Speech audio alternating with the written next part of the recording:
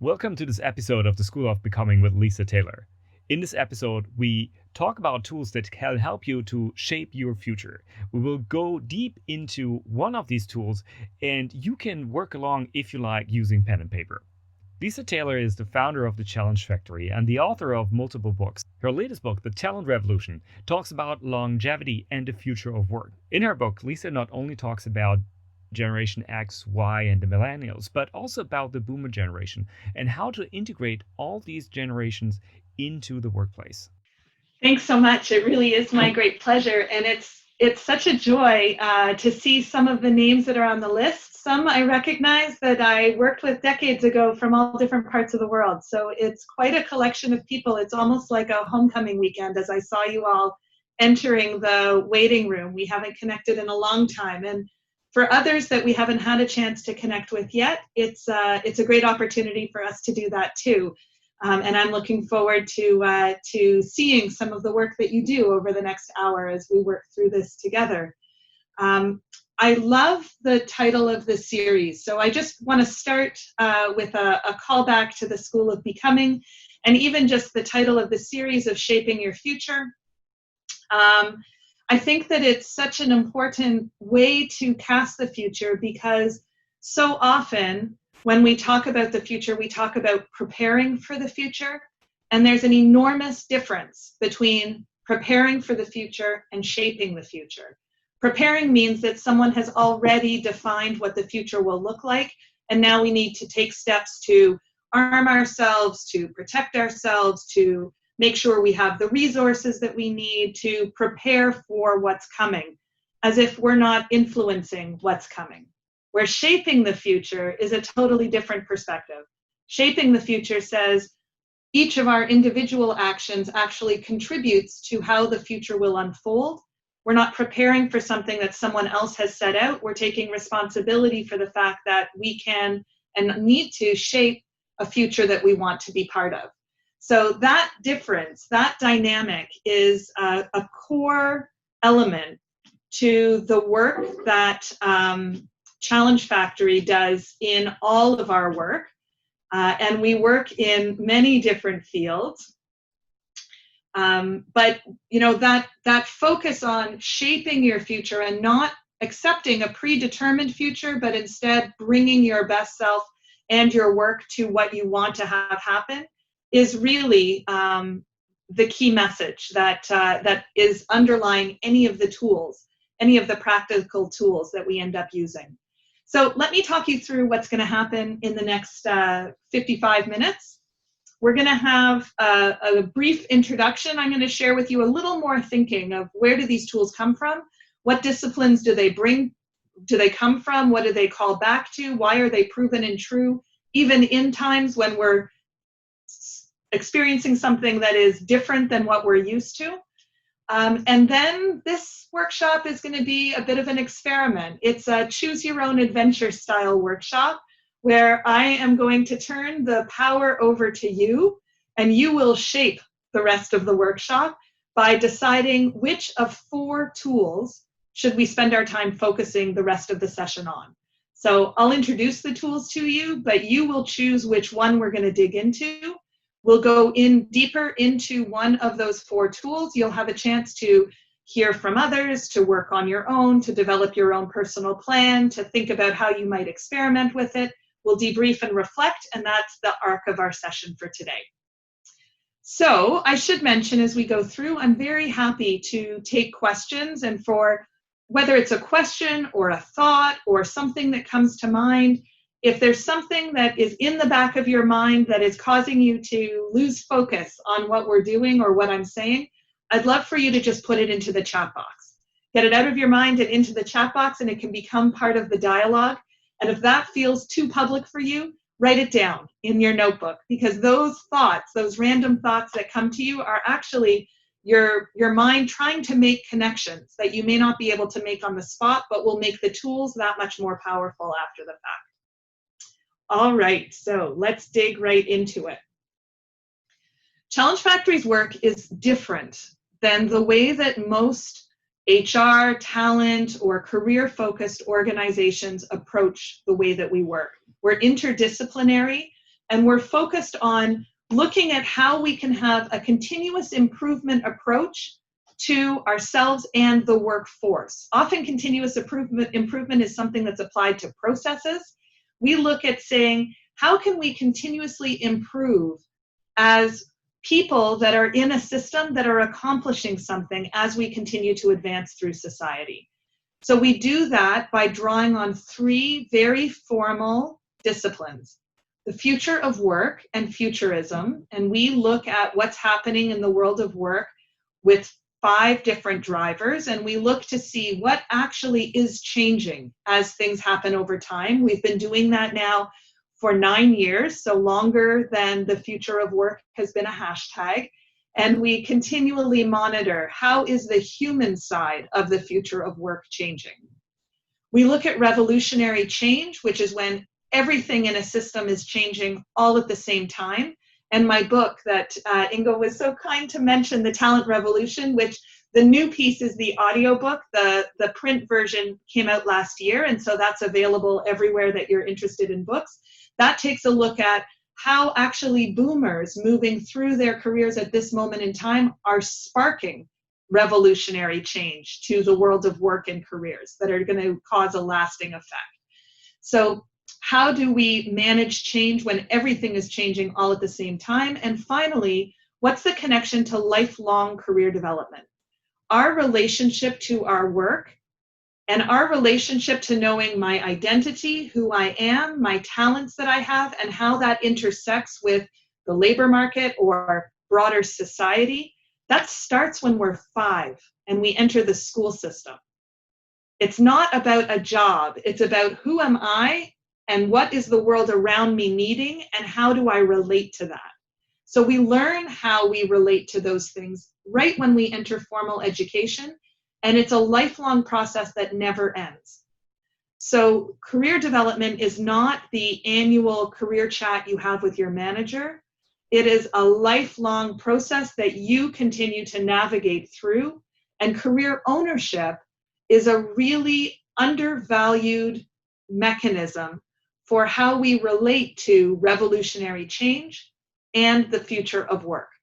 So by integrating lifelong career development, its principles, its methodologies, its research, its history, all of those pieces, it actually gives us a very powerful key to unlock some of the messiness of what's happening with the future of work and what's happening with revolutionary change.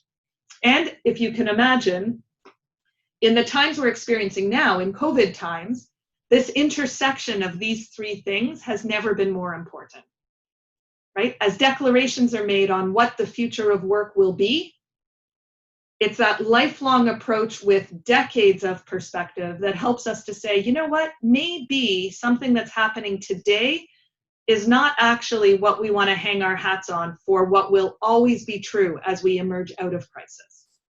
And change methodology teaches us, how do we sit in uncertainty and not leap to conclusions too quickly? And career development helps us say, so what does this mean for me? So this is the background. These are the disciplines that inform the tools that I'm bringing to you today. So with that as our brief introduction, I'm going to take another minute or two just to outline what are the tools that are part of your choice in this choose your own adventure approach. So here are the 4 tools that I've brought in the toolkit. The first one looks at, how do you find your own sweet spot? So whether that's a sweet spot for your own career, whether that's a sweet spot for your business and where your business should be, whether that's a sweet spot for your community, you can define the who in this discussion, but it's a tool that helps you figure out, how do I get back to the kind of work and effort that just feels easy because it's in my sweet spot and I'm not fighting against myself to get things done. So finding your sweet spot, that's tool number 1. Tool number 2 is the heaviest of the 4. So if you choose this one, I'll know that this is a group that likes to work. Tool number 2 is a tool that is action-oriented, that takes a different approach for how you might create a plan when everything around you feels hard. So how do you create a plan to move forward, whether that's for a list of initiatives you need to get off your plate, whether that's steps you need to do to move yourself forward, but you feel that it's difficult and it's energy draining, and just the idea of putting the plan together has you going and doing something that finding some other distraction and you never get to it. So if you want to make a plan that you're actually energized about, that's the tool. Tool number 3 is what happens when everything in the back of your mind is a yeah, but. You start down a path, but then you say, yeah, but what if this happens? How will I make that money? Nobody's hiring right now. Our business is going to dry up. There's no way to travel. If the yeah, buts and the doubts is the loudest voice in your head, tool number 3 is the one to choose. And finally, if there's too many distractions, if you're finding the shift to working from home means that you're doing more laundry and recipe looking up than work, or you're having a hard time prioritizing what you need to be doing in the day because there's so many other options available, or there's no options and you're bored and you're trying to find other things to do. If you want to know a simple tool for how to get back on track, even when there's a lot of distractions, maybe the things that are keeping you from doing the plan that we're going to talk about in tool 2, that's the tool for you, tool number 4. And it's a great tool to share with teams. So if you manage other people and you're worried about them being distracted, you might want to consider that. Okay, so 4 tools. Find your sweet spot, making a plan, even when things are complicated and it's hard to know what's up, putting doubts to work for you and overcoming obstacles that prevent you from taking action, or remaining focused amidst distractions.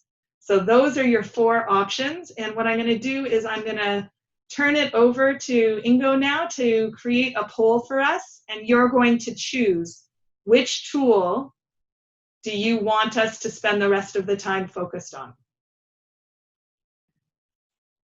So I just opened up the poll for everyone. So you should have the possibility to vote on the tool, and we already have some people voting. So finding your sweet spot, oh no, it's planning that energizes. So a lot of people that seem to be challenge driven here. We have 12 people on that. We have 6 people finding your sweet spot. We have 2 remaining focused in a world full of distraction. We have 3 putting doubts and objectives to work for you. And it seems like if people want to still vote, you still have the chance, but it seems like we have a winner, which would be tool number 2, planning that energize. And you can see some people being like, yeah, got it. And for those of you who didn't got their favorite tool, I'm sure, Lisa, there's an opportunity for them to learn about these tools. Also, we had 2 latecomers, so we had 14 people now for planning that energizes. I think it looks pretty stable. We have a clear declared winner. And man, you're a group that wants to work. So let's do that. Let's get right down to work. For the other tools, to Ingo's point, of course, at the end, I'm going to give you a way to follow up with me to be able to see how you might get more information about the other tools. And you can always contact me. So that's the other way to be able to get more detail about where there's other events and where we talk about some of the other tools. Many of them are actually also mentioned in the book that I was sharing with you before. So planning that energize. How do you create a plan when everything feels like it's at risk? Here is the template that we're going to work through. Okay, I'm going to talk you through how we do this, and then I'm actually going to give you quiet time where you're going to start to work your way through this model. It's in 2 steps. So the first step follows the way that we traditionally do planning. Let's make a list of everything that we need to get done. Let's group it into categories. Let's prioritize the categories. So we're bundling things that go with other things, instead of just having long laundry lists, the kinds of things that keep you up at night. Oh, wait, I need to do this, but what if that happens? Putting it all down in one place, prioritizing it, and setting out the categories. Then the second step comes into play, and that's where we actually get into project planning for each of the projects, and there's a trick there. There's a key that unlocks the potential of all of this work and actually leads you to not feel burdened, but energized to go about the project. But I'm going to save the trick for a moment. So let's go through and let's look just at step one. So for step one, we would make a list of all the things that you want to have included in this work. So take a couple of minutes. We're going to do this back and forth. I'm going to give you a couple of minutes. You're going to make your list. We're going to move forward along the way. So we're going to do it in bits and pieces. Okay, take a couple of minutes and in a very rapid fire way, don't edit or censor. What's all of the things that are on your to-do list, whether it's personal, career-related, business-related, family-related? What are all of the things that need to get done?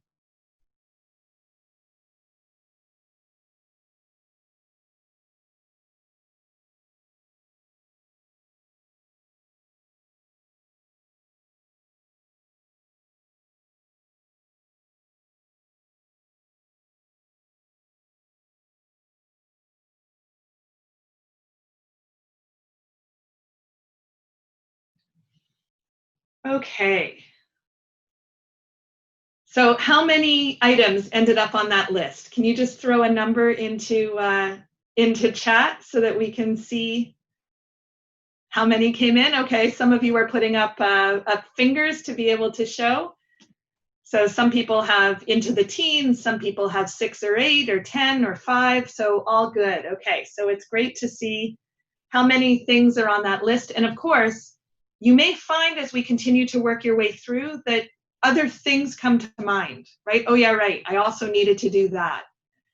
So the next step is take a look at that list and put the letter A next to the first item on your list. And then decide if the second item is the same category, the same type of thing. Is it just a variation on a theme or another activity that's part of the same activity, the same action? Or is it totally different? If it's the same, it also gets an A. If it's different, it gets a B. And then go to the third item on your list. Is it the same as A? Is it the same as B? Is it totally different? It gets a C, and so on. So 2 minutes, or not 2 minutes, 5 seconds to be able to just categorize the A, Bs, and Cs. And then when you're done, tell me how many categories you have.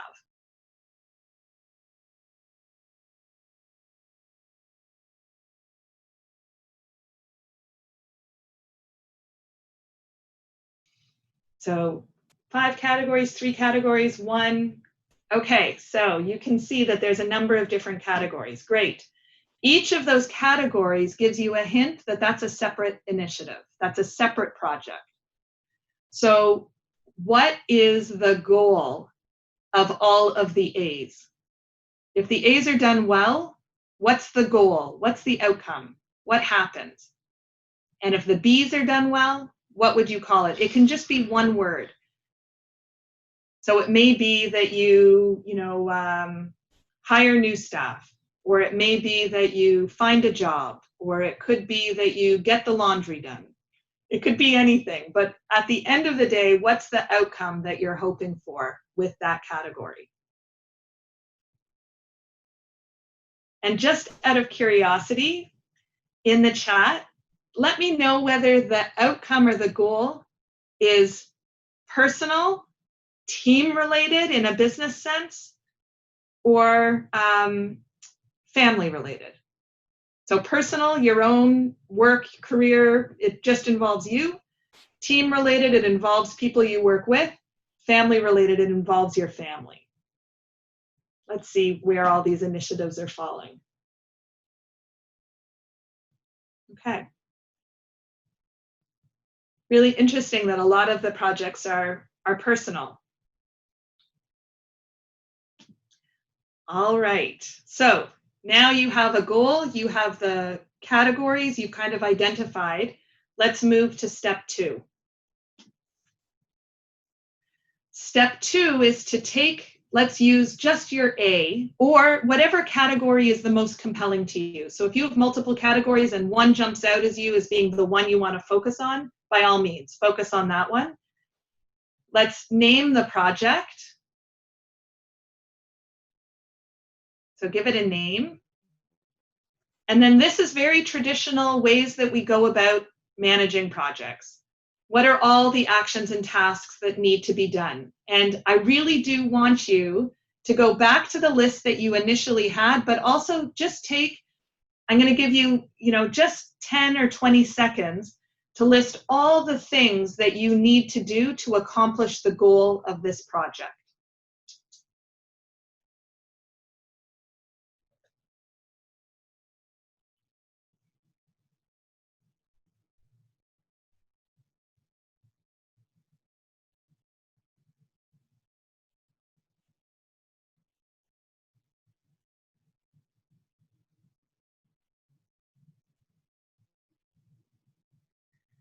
How did it feel, just a moment, when you take a look at that list of actions and tasks? Share in chat. Let's have a bit of a almost group discussion and build with each other in the chat room. How does it feel to look at that great big long list? Overwhelming. I agree. It feels good. It feels good to have it down, maybe. Christian is saying that it feels good to have it down. Karina as well is sharing that it's empowering and clear. So I love that. I think that you'll see, I'm going to introduce the next step in the process. And then I do want us to have a bit of discussion where same way, you'll put something into chat. Ingo will maybe help me, and we'll call upon people to share their perspectives. And then I'm going to get you to take another step that actually is the secret. This is now getting to the secret sauce of how you do this in a way that's a little bit different and unlocks the potential so that you're not overwhelmed and not even just satisfied because it's clear, but you're actually energized to jump into taking the action. So I saw that eye roll, Catherine, of saying, I don't know if I'm ever going to get to the point that I'm excited to take the next step. But so that's the challenge. You can tell me whether we get there. Perfect. So here's the fatal flaw that normally happens when we have a lot of things that we need to do, some personal, some business, and especially with something that feels as heavy as finding a job, which, as both of you have articulated, and I'm sure others on the phone can relate to, feels very heavy and very important. The goals are big, and our work is personal. It ties to our identity. And so we need to get it right, and that only puts more pressure on us that sometimes actually paralyzes us and stops us from taking action. Here's the trick. Most people make this list and then jump into tackling the things on the list. It becomes a checklist that you just check off. The problem with approaching it that way is the only way you can succeed at any of the tasks that are listed on your list is if you have the resources to accomplish the task. So I'm going to say that again. The only way that you can be successful in accomplishing an item that's on the list is if you have the resources to accomplish the task. And resources means, do you have the time? Do you have the money? Do you have the knowledge? Do you have the tool, the technology, the skill?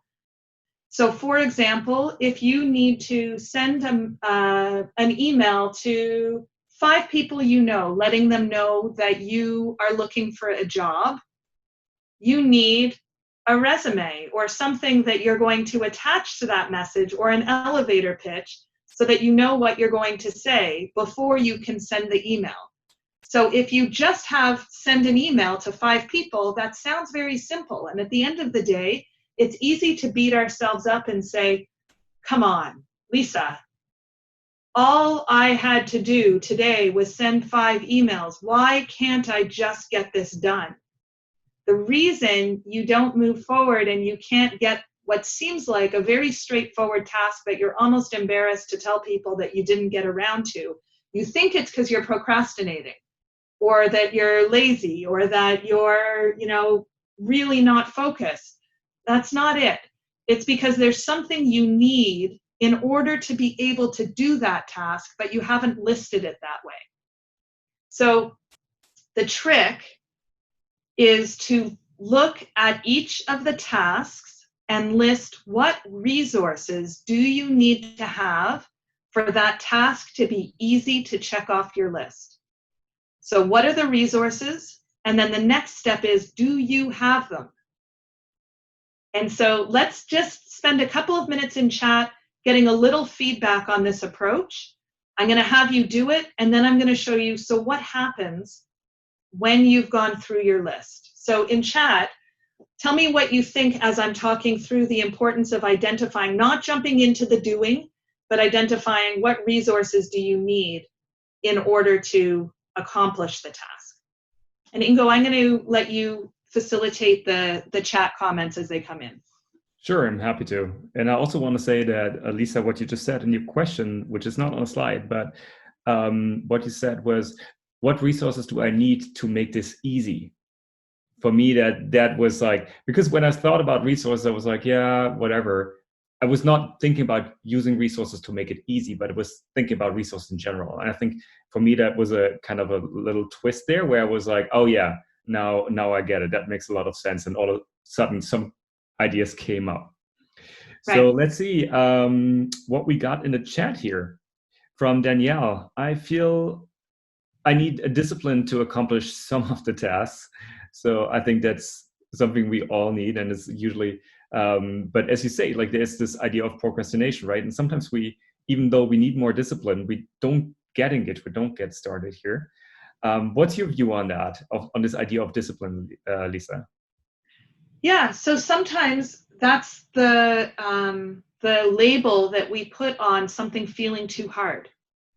So if it was easy to do and if we were excited to do it, we probably wouldn't say, I need more discipline.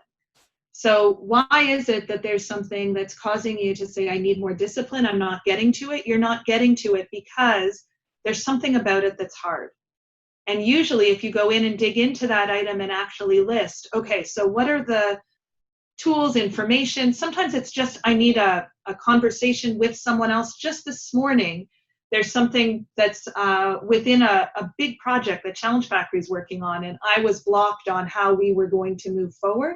The resource I needed was a 20-minute conversation with an advisor. So I needed a sounding board in order to move forward. And I could have spent all day trying to work on the steps of how we were going to break through the meetings, the series of events we were going to do. But that 20-minute conversation actually recast everything and let me move through to be able to accomplish the overall task aligned with the project. Mm. So what is it that you need to make it easier so that you don't beat yourself up and say, it's because I don't have discipline? If you're able to get through your day, you probably do lots of things in a disciplined way. Why can't you do that with this? What's missing that makes it hard to do? And here we had two people commenting that one thing that they're missing is time. So right. How would you factor in time into what you just said? Okay, so that's a great one. So I don't have the time. So I can tell you that if you don't have the time, the same way if you don't have the knowledge, you don't have the technology, you don't have the template, you don't have the money, if you don't have the time to accomplish the actions and tasks, then they can't get done. We can only work with the resources that we have. So now what happens? I'm going to take you to the next step of the trick, and we're going to use time as a really good example. And then I'm going to give you a couple more minutes to work on your own, to list your resources, and then use this second trick to unlock it. If you don't have the time, then your project is actually not the project you defined in step one. So where it says project name at the beginning of this chart, that's actually not the first project for you to tackle. If you have all the rest of the resources but you don't have the time, you need to create a pre-project, and its title, its project name is Find the Time. So if you needed to find the time to accomplish that task, now, what are all the things that you would do if the goal is to find more time? Do you have the resources to do those tasks? If you get them done, now you can go back to the initial project because you've found time for yourself. Resources don't just magically appear. Time doesn't just magically appear. You don't magically end up with technology you didn't have before, or knowledge you didn't have before, or a connection to a person that you didn't know before. These are all things that are actually mini projects on their own. So the very first project, if you can't say yes, that you have all of the resources that are listed in your list of that resource column, if you can't say yes, your very first project is, how do I get the resources I need? And then once you do that, then you'll be off to the races. And my guess is, this is my hypothesis to you, you can tell me after you've done your work, when you look at the project, the tasks you need to do to solve your resource problem, you'll feel more energized than the action list that you currently have, because that list still feels impossible. So that's my challenge to you, and I'm interested in your feedback. I'm going to give you a couple minutes of quiet time. I want like just 1 or 2, not very long, 1 or 2 minutes of quiet time for you to really dig into this tool. Now that you know all of the pieces, make sure your action list, your actions and tasks are complete, and then really focus on what are the resources you need. Do you have them? And if you don't, what are the actions and tasks you want to take to go and find those resources? Who do you need to talk to?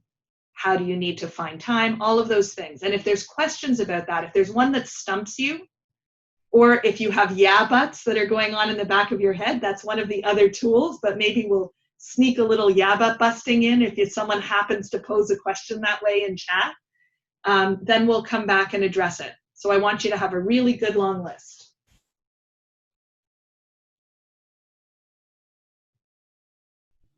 So when you're ready, when you've defined a project that is focused on the resources you need, in chat, if you just want to write, what are the resources that you're missing?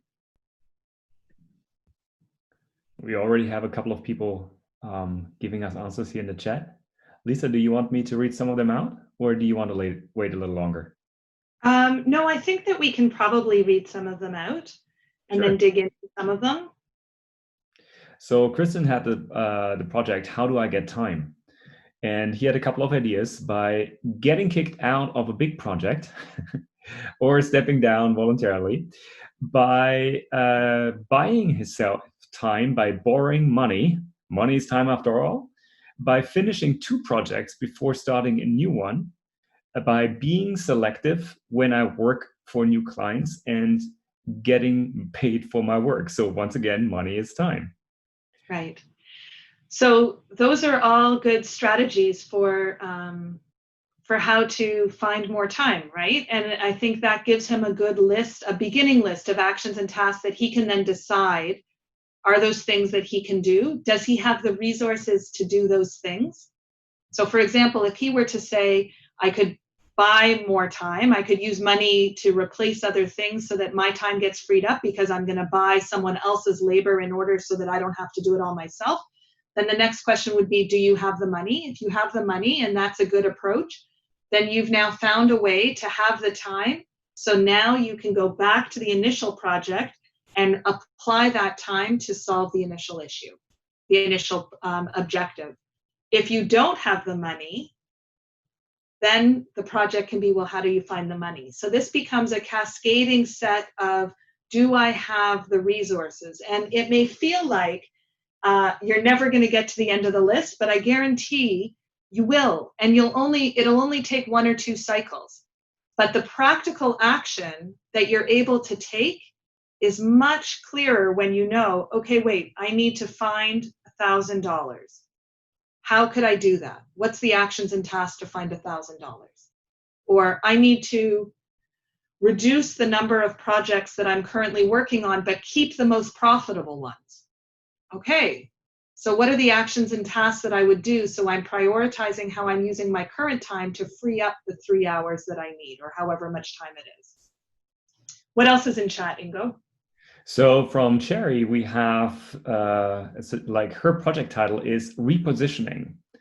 I have all the resources I need. My obstacle is redesigning in the face of this pandemic.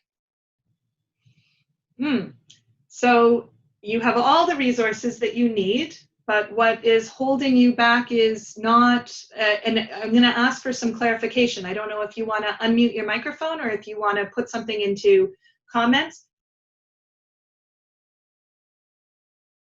If I can feed back that maybe the resource that you need is the information or the new specs on what the product needs to include in its design to be relevant now or to be. And so if you do that as a pre-project, you can come back to the product launch with the right product at the right time, even in a pandemic.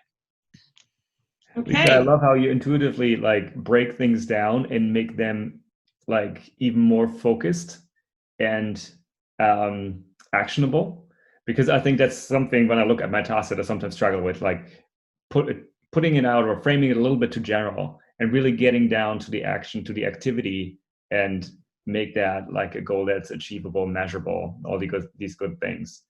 I want to come to the next comment here by Danielle, and it's called Project Catapult, an inspirational kickstart to focus and achieve. Okay, I think we need a little more information to know a little bit more about what that inspirational catapult is.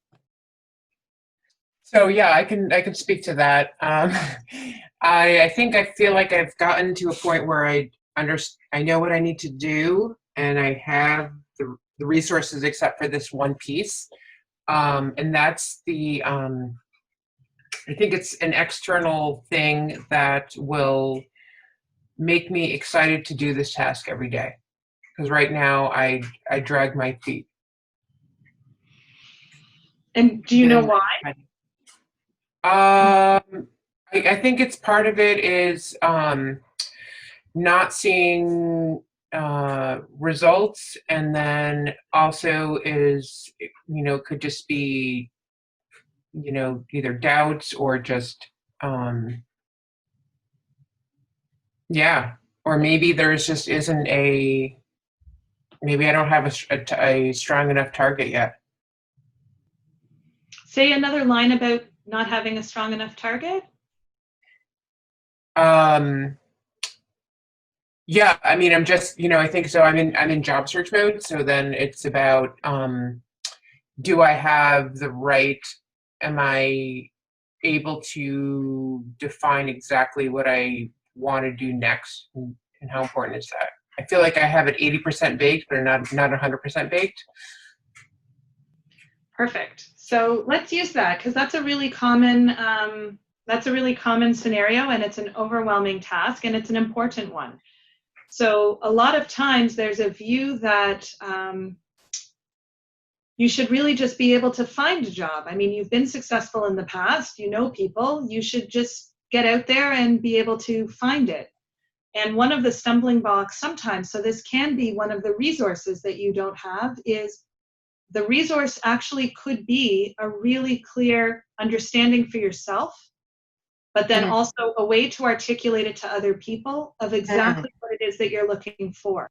And sometimes in job search mode, people think that if they cast a broad net, like it's better just to say I'm looking for something, because if I say I'm looking for this, if someone has one of those, then you're going to lose out on the opportunity. But that's not the way that it works. The more clear you can be, the easier it'll be for people to help you and make connections. So the resource that you need is a really clearly articulated career objective and goal, and the tools that support why you're exceptional for that particular role.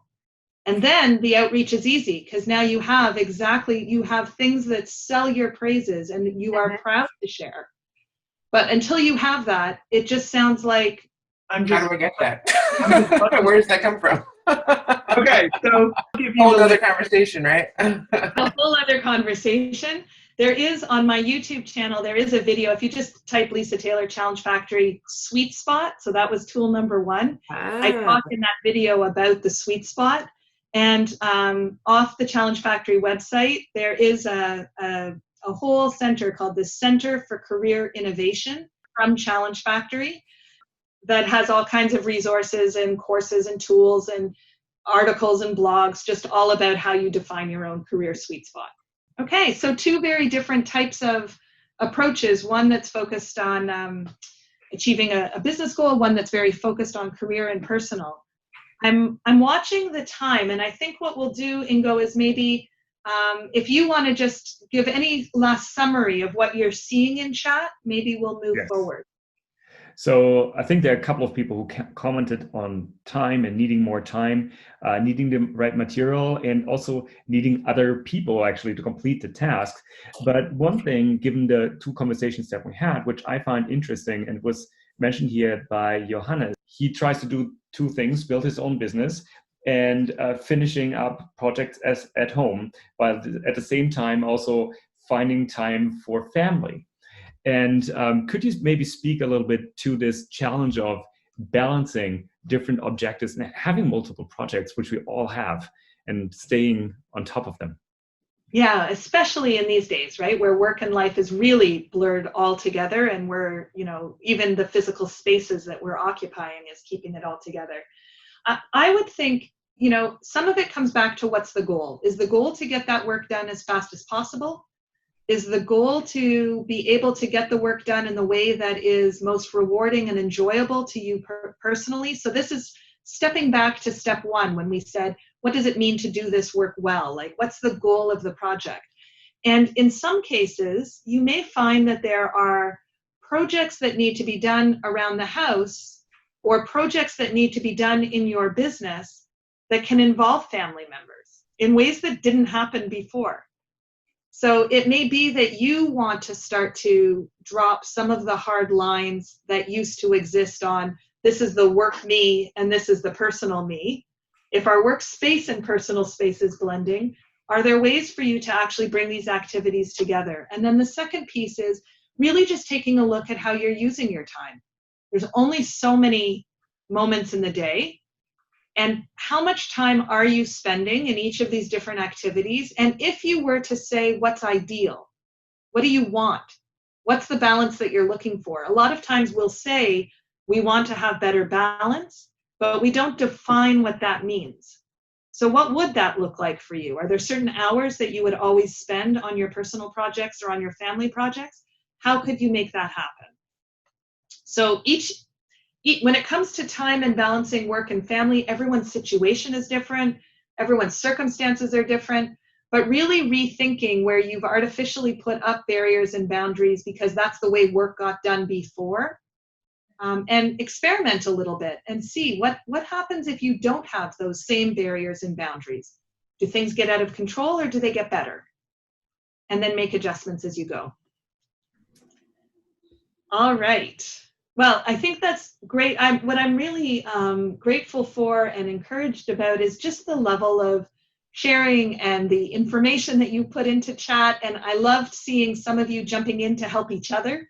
There was a little bit of mutual brainstorming that was going on, and that's fantastic because one of the resources we do need is other people.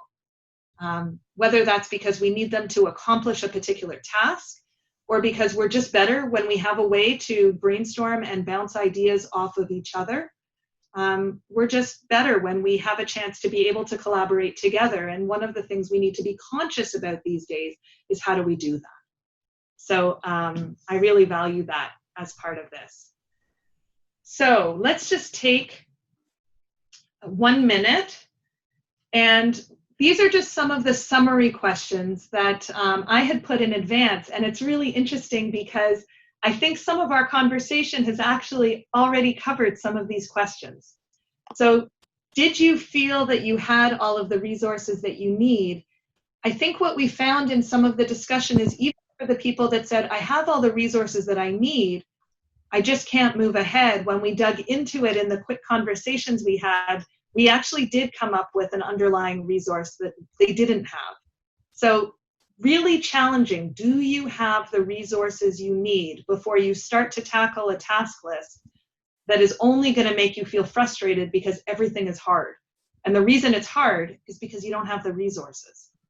So do you have the resources you need? A really important question. And Ingo, yes, the addition of to make this easy just helps unlock the power of the tool. I'm curious, just, how does it feel to have a plan that's based on finding the resources as opposed to jumping into the tasks? When we were talking about repositioning the product and now having a task that's based on getting the information you need to reposition and launch the product, hopefully that led to a different sense of energy than, oh, I've been at this product for so long and I know I need to push it forward, but how do I do that? So it hopefully brings a new energy back to the work. And then the last question, how might you use this approach when planning for your own next step, for your business strategy? We had some good discussion about that, both for looking for a job as well as a new product launch. And then even within your family, teaching your family that we can't move forward with things unless we have the resources, and how can we get creative to find the resources we need, is actually a really great intergenerational activity that can be done looking across all of the different members of your family and getting them engaged in all different ways. So I know that there is a hand or two that's up and some comments that are coming in. I just want to leave this here with you, that this is the best way to reach me. We mentioned some of the books that I've authored in the past, and there's 2 more that'll be coming out within the next year. And I have an offer here just for anyone that is a part of the School of Becoming who's attended today, and that is, if you send me an email, the first 10, I'll give you a choice of being able to get a working from home report that'll make you more effective when you have to work with others but work from home. An opportunity to do an assessment that just measures what exactly is it that's causing any stress that you may be feeling and how do you tackle that category. Breaks stress down into different kinds of stress so you know actually what you need to be addressing, or just to have a 30-minute conversation.